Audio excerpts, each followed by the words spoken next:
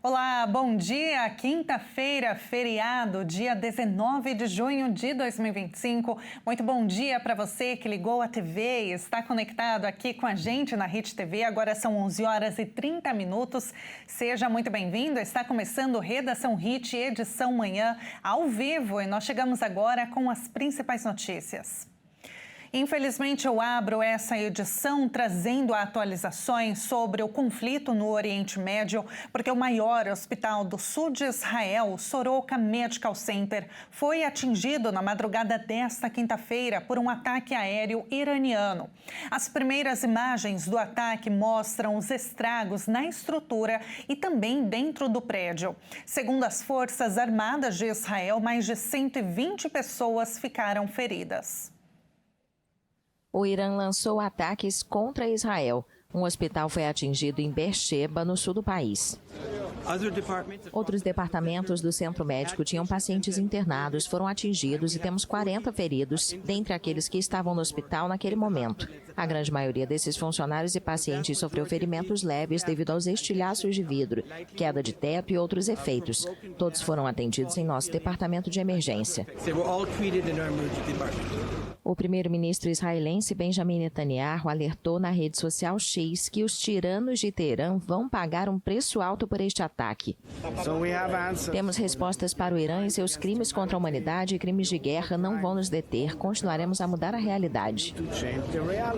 De acordo com o exército israelense, o Irã disparou dezenas de mísseis balísticos que acionaram sirenes de ataque aéreo e provocaram fortes explosões em cidades como Jerusalém e Tel Aviv. Os serviços de emergência israelenses relataram que dezenas de pessoas ficaram feridas. O conflito direto entre Israel e Irã começou na semana passada e os ataques têm sido diários. E aqui no Brasil, o Comitê de Política Monetária do Banco Central elevou a taxa Selic para o maior nível em quase 2 décadas. Apesar do recuo recente da inflação, as incertezas em relação à economia fizeram o Banco Central elevar os juros. Por unanimidade, o Comitê de Política Monetária, o Copom, aumentou a taxa Selic em 0,25 ponto percentual para 15% ao ano. Dessa forma, a Selic atinge o maior nível desde julho de 2006. Essa foi a 7ª elevação seguida dos juros básicos. Em um comunicado, o Copom informou que deverá manter os juros em 15% ao ano nas próximas reuniões, enquanto observa os efeitos do ciclo de alta da Selic sobre a economia, mas não descartou mais altas, caso a inflação suba. Em se confirmando o cenário esperado, o comitê antecipa uma interrupção no ciclo de alta de juros para examinar os impactos acumulados do ajuste já realizado, ainda por serem observados, e então avaliar se o nível corrente da taxa de juros, considerando a sua manutenção por um período bastante prolongado, é suficiente para assegurar a convergência da inflação à meta, destacou o comunicado do comitê. A maioria do crédito do trabalhador foi tomado por quem ganha até 4 salários mínimos. A taxa média de juros do programa tem caído e já está abaixo de 3,5% ao mês. O Ministério do Trabalho e Emprego revelou que mais de 63% dos empréstimos concedidos pelo programa Crédito do Trabalhador do governo federal foram destinados a pessoas com renda de até 4 salários mínimos. Entre os dias 21 de março e 9 de junho deste ano, esse grupo contratou cerca de 7 bilhões de reais, de um total de 14 bilhões e meio de reais liberados no período. Segundo os dados do Ministério, trabalhadores com renda entre 4 e 8 salários mínimos representaram quase 19% das contratações. Já os que recebem acima de 8 salários responderam por 18,5%. O estado de São Paulo é o que representa o maior volume em contratações, com 4 bilhões e meio de reais. Já o Distrito Federal se destaca com a maior média de valor contratado por trabalhador, de R$ 7.700. A média nacional é de menos de R$ 6.000. O aumento das contratações se deve, em parte, à taxa média de juros do programa, que tem caído e chegou a 3,47% ao mês. O programa contempla pessoas que antes não tinham acesso a crédito, com juros baixos, como trabalhadores domésticos. E pelo menos 2 pessoas morreram e uma segue desaparecida após fortes chuvas no Rio Grande do Sul. Os temporais acenderam alerta em 68 cidades que tiveram alagamentos, deslizamentos, danos em residências, estradas e também pontes. As fortes chuvas que atingem o Rio Grande do Sul, desde a segunda-feira, voltaram a causar transtornos. De acordo com a Defesa Civil, mais de 60 municípios registraram danos, com cerca de 1.200 pessoas em abrigos e 1.500 desalojadas. Foram confirmadas as mortes de uma mulher de 54 anos em Candelária e de um homem de 21 anos na Serra. Em Porto Alegre, choveu em 48 horas mais do que a média esperada para todo o mês de junho. O rio Taquari, que percorre a região dos vales, e o rio Caí, na região metropolitana, já ultrapassaram a cota de inundação.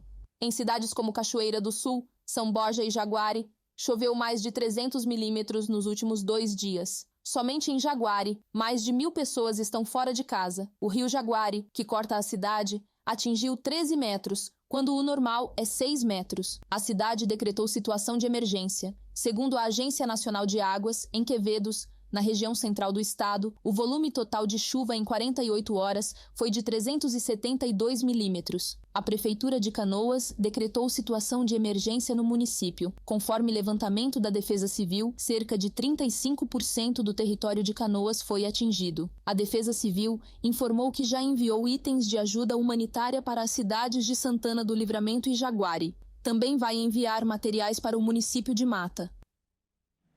Lembrando que o inverno começa amanhã e a previsão indica que a estação deve ter um padrão de chuva e temperatura dentro da normalidade do que o observado nos últimos anos. A nova estação terá início às 11h42 da noite e se estende até o dia 22 de setembro. E mudando de assunto, no ano passado, o Brasil firmou o maior número de acordos internacionais desde 2015. Foram assinados mais de 100 acordos com diversos países do mundo. O governo brasileiro firmou em 2024 o maior número de acordos comerciais e atos de cooperação técnica da última década. Foram 107 acordos com diversos países do mundo. Os dados foram obtidos por meio da Lei de Acesso à Informação com o Ministério das Relações Exteriores. Os atos decorrem de missões presidenciais ou de ministros ou autoridades designadas ao exterior. Especialistas explicam que o Brasil começou a projetar os presidentes no cenário internacional após a redemocratização da década de 1980. Na época dos militares, as viagens e acordos de cooperação internacionais eram raros. As mudanças na tecnologia de comunicação e de transporte tornaram as viagens presidenciais, não só no Brasil, mas em outros países, um importante instrumento. A agenda global colabora com o desenvolvimento econômico, além de trazer mais benefícios para os países. E a seguir, a temida fase de decidir a profissão. Teremos uma especialista aqui no estúdio, não saia daí. E antes do intervalo, vamos ver agora o céu da capital paulista, termômetros marcando 22 graus neste momento. Redação Hit volta já.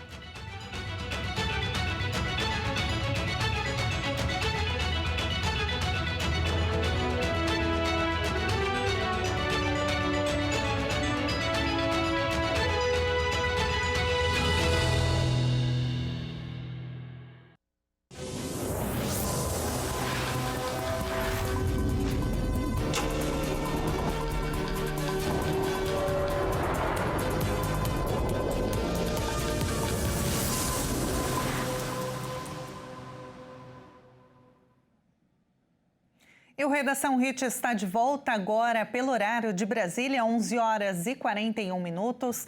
E olha, a gente voltou do intervalo e vamos falar agora sobre um momento muito importante na vida, principalmente dos jovens, o Enem 2025. O prazo para as inscrições terminou no dia 13, mas o pagamento da inscrição foi prorrogado até o dia 27 de junho. Os processos seletivos de faculdades já estão em andamento e é comum comum que muitos estudantes enfrentem diversas dúvidas sobre qual curso devem fazer. Enquanto para alguns a escolha da graduação é a realização de um sonho, porque para outros é uma decisão muito difícil escolher a profissão, que vai seguir para o resto da vida. Sobre esse assunto, eu tenho o prazer de receber aqui no nosso estúdio a psicóloga Priscila Ribeiro. Priscila, muito obrigada por estar aqui. É um prazer te receber no nosso estúdio. O prazer é meu, Tabata, mais uma vez, contribui aí para essa informação, tantas informações que são passadas aqui e que contribuem muito aí para um direcionamento da população que assiste aí a programação. Com certeza, Priscila. E olha, essa fase que a gente vai falar agora, esse momento do vestibulando, gera inúmeras dúvidas, Qual profissão? Será que eu escolho direito, medicina, psicologia, odonto? Enfim, há tantas profissões, ainda mais hoje em dia, que tem inúmeras profissões dentro da área de tecnologia, se desenvolvendo cada vez mais. E é um momento muito difícil. Todos nós já passamos por isso, em alguma fase da vida. Agora, essa fase de decidir a profissão, ela também vem acompanhada de muito estresse, e até mesmo crises de ansiedade. A gente tem visto, acompanhado os números, vários dados aqui no Brasil de jovens que têm passado por esse momento e estudantes principalmente, Agora, como que os pais, eles podem ajudar os filhos? Eles podem, devem e como? Podem e devem, Tabata. A questão é que nós vivemos numa geração hoje, essa geração que está ingressando no mercado de trabalho é a chamada geração Z. Essa geração, ela já nasceu com a influência da tecnologia, então, precisamente das telas. Então, é natural hoje nós encontrarmos crianças, adolescentes, com um tablet na mão, com um celular. Por quê? Porque o pai, nós temos o hábito de dizer, os pais terceirizaram a educação para a escola. Só que nós temos também um fator muito importante que não está sendo levado em consideração. O que é? A tecnologia. Então, o pai chega em casa do trabalho, cansado, o que ele faz? Celular, tablet na mão do filho. O que acontece quando o filho ele é educado pela tecnologia? Ele é influenciado por ela. Então, ele não desenvolve as suas habilidades, ele tem dificuldade, essa geração Z hoje tem uma séria dificuldade com habilidades sociais. Habilidades comuns do dia a dia que vão fazer com que ele se estabeleça no mercado de trabalho.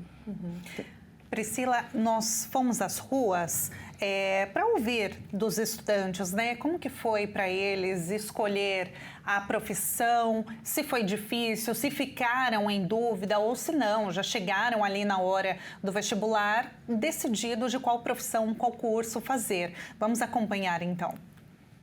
Faço design gráfico. Acho que meu interesse pela arte e tecnologia combinados, acho que foi uma escolha muito certa que eu fiz.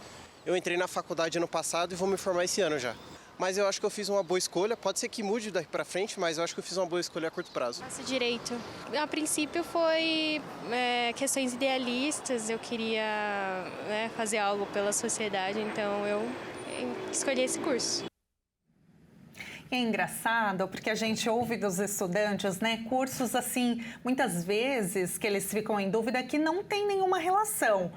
Design gráfico, educação física, direito, psicologia, tá mais ou menos, E outros que ficam indecisos entre exatas, humanas. É muito comum ter isso, E tem alguma relação disso, da escolha que a gente faz com a criação, com a infância? Muita, Tabata. Por quê? Nós somos influenciados, inclusive nas nossas escolhas, por meio daquilo que absorvemos. Então, essa geração que está entrando no mercado de trabalho hoje, qual que é a influência que essa geração está tendo hoje? Redes sociais. Há uma influência muito grande de influencers. Então, assim, eles estão ditando muitas regras e de forma ilusória. Porque qual que é a ideia do jovem hoje? A ideia do jovem hoje, eu quero ser famoso. Algum tempo atrás, qual que era a profissão que se desejava? Jogador de futebol. Então, o jovem, nós passamos por isso, o anseio é estar em evidência. estar em evidência faz com que eu não desenvolva as minhas habilidades, não saiba naquilo que eu sou capaz de desenvolver e automaticamente gera aí essa discrepância na hora da escolha da profissão. Eu não sei no que sou bom, então estou sendo influenciado por aquilo que estão me dizendo que posso fazer. Então, é muito complexo. Nisso entra também a influência dos pais, a carreira dos pais. Principalmente quando a gente fala de profissões tradicionais, era muito comum décadas passadas, mas continua. Filhos de médicos acabam escolhendo medicina também, filhos de advogados acabam escolhendo direito também para seguir. O quanto isso é bom ter essa, digamos, influência mesmo da família na decisão da carreira que a gente vai escolher, mas também o quanto pode ser prejudicial ou frustrante, Priscila. Porque, por exemplo, há muitos jovens que são filhos de médicos, advogados, enfim, inúmeras profissões, só que por pressão da família acaba escolhendo, mas não era aquilo que ele queria. Ou na hora de falar, mãe, pai, eu não quero seguir a mesma carreira, dá aquele choque, né? O quanto é bom escolher a mesma profissão e o quanto pode ser ruim também.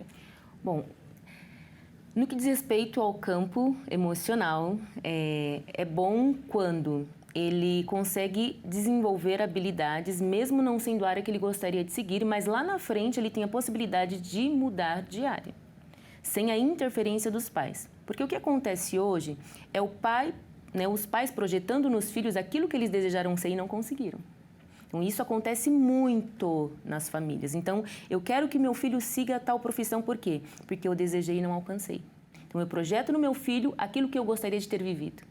E aí, isso gera uma frustração no filho, porque ele se sente na obrigação de agradar os pais.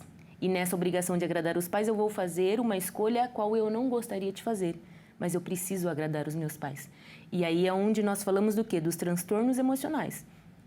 Não gosto do que faço, mas vou fazer porque eu preciso agradar os meus pais. Então, esse conflito emocional é gerado dentro desse jovem que quer agradar o pai, mas não deseja fazer aquilo que o pai deseja que ele faça. Agora, o autoconhecimento, ele é importantíssimo, né? Você disse agora há pouco, mas como desenvolver esse autoconhecimento? Ele é fundamental para esse momento de decisão, mas para o resto da nossa vida, né? Para tudo, todas as escolhas que a gente faz, né? Em todos os campos. O quão é importante, como desenvolver isso? Como desenvolver o autoconhecimento, Tabata? Uma pesquisa feita por uma profissional de psicologia americana. Ela fez essa pesquisa no decorrer de 4 anos com inúmeras pessoas. Foi constatado que de apenas 10 a 15% da humanidade, nós não estamos falando apenas a nível Brasil, possui autoconhecimento. Então, como como ter autoconhecimento? Nós temos muita informação hoje. Tá aí a tecnologia para provar isso. No entanto, nós não temos um acesso no que diz respeito à procura de autoconhecimento. Nós temos muito coaches, que hoje é muito comum você ver coaches falando a respeito de inteligência emocional. A inteligência emocional nada mais é do que a administração da sua emoção. Você tem ali a possibilidade de se enxergar em um ambiente, verificar a sua influência nesse ambiente e a influência que esse ambiente gera em você. A partir daí, você começa a gerenciar as suas emoções. Uma vez que você faz isso, você está trilhando o caminho do autoconhecimento.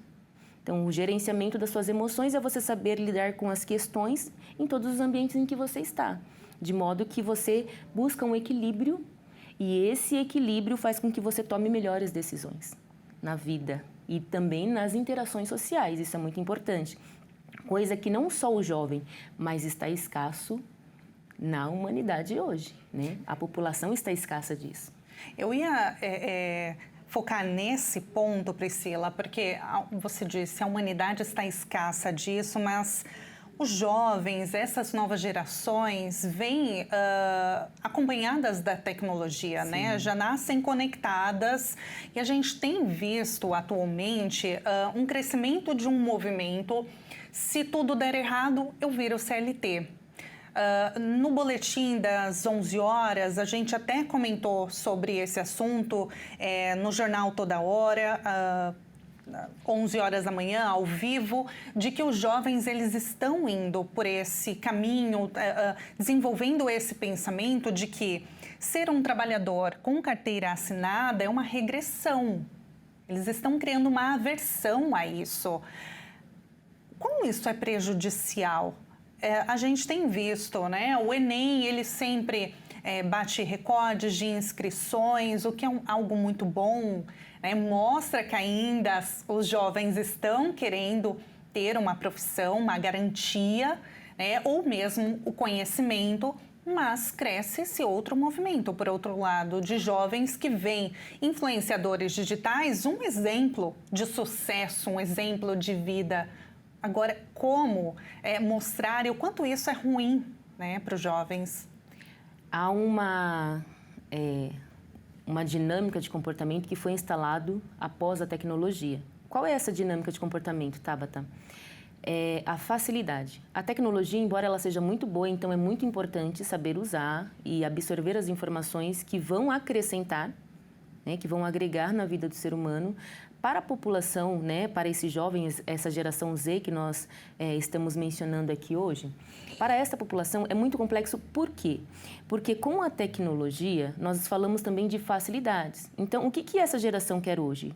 Ela quer flexibilidade, mas não é uma flexibilidade de ser flexível e se adaptar a um ambiente, a situações. É uma flexibilidade na qual é muito comum você ver hoje o jovem querendo trabalho remoto.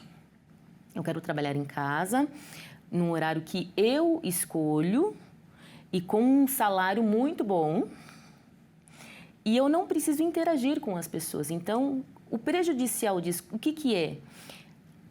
O que o influencer faz? Ele está ali, talvez dentro de um quarto ou em uma sala, a qual ele pode falar a respeito daquilo que ele entende, né, que vai influenciar ali, e influencia, porque quando ele faz sucesso, ele acaba, se ele tem seguidores, ele influencia. Mas qual que é o prejudicial disso? Existe uma demanda por trás disso. Qual é a demanda? Que é o que o jovem não consegue ver. Ele precisa ter habilidades, tanto na área de tecnologia, mas ele também precisa ser criativo. Muito criativo. Então, ele precisa manter as redes dele ali atualizadas. Ele precisa criar conteúdos para sustentar essa rede. E é aquela flexibilidade que o jovem deseja ter hoje, mas que ele não consegue enxergar, porque ele vê o superficial. E esse superficial engana. E quando ele começa a entrar nesse ambiente e ele percebe que as coisas não são exatamente como ele imagina que começa a gerar a frustração e a desilusão. E aí entra aquilo que você falou. Se não der certo, eu vou para o CLT. Por quê? Porque eu tenho uma ilusão de que aquilo é o ambiente a qual eu vou me realizar como profissional. E é uma grande ilusão, porque aquilo que se vê no superficial, existe um trabalho e, às vezes, uma demanda ali de dias, de horas, de meses e anos que foi empenhado para que esta pessoa que obteve um certo sucesso, né, pudesse conquistar esse sucesso. E é o que não se vê. E aí entra, mais uma vez, aquilo tudo que você disse, que nós pais, né, você que tem filho, você que tem neto, enfim, que a gente tenha esse olhar, né, de cuidado. Sim. E traga toda a nossa experiência, bagagem, para orientar mesmo os jovens. Exatamente. Né, para não cair em nenhuma armadilha, nenhum conto da carochinha, digamos assim, né, nenhuma ilusão da internet, porque realmente o mundo não é daquele jeito que a gente vê. Exatamente. Né, Priscila? Então, eu gostaria agora somente de uma orientação para a gente finalizar aqui o jornal, apesar de trazer esses alertas, mas que os jovens, eles saibam que podem seguir o seu caminho, escolher aí a sua profissão. Uma mensagem bem bacana, Priscila. Bom, uma mensagem bacana, como nós estamos falando aí da tecnologia, ela é muito boa, agrega muito, mas é importante também nós cultivarmos as interações sociais. É através da interação social que nós vamos obter o autoconhecimento. E esse autoconhecimento é o que está faltando para que haja aí uma boa relação, não só no ambiente familiar, que viabiliza aí essa estrutura para que o jovem entre no mercado de trabalho, porque uma vez que o jovem ele tem uma falta de habilidade social, é porque isso não foi ensinado dentro de casa. Então, é importante cultivar essa relação, essa interação, Tabata, social dentro de casa e fora de casa, para que ele possa alcançar aí um sucesso. Com certeza. Priscila, muito obrigada pela entrevista. Foi um prazer te receber aqui. Um excelente feriado para você, prolongado. E a gente fica por aqui. Muito obrigada pela sua companhia. Fique, então, com as mensagens da Priscila Ribeiro, psicóloga, que está sempre aqui com a gente. Muito obrigada pela companhia. Um excelente feriado para você. Até amanhã.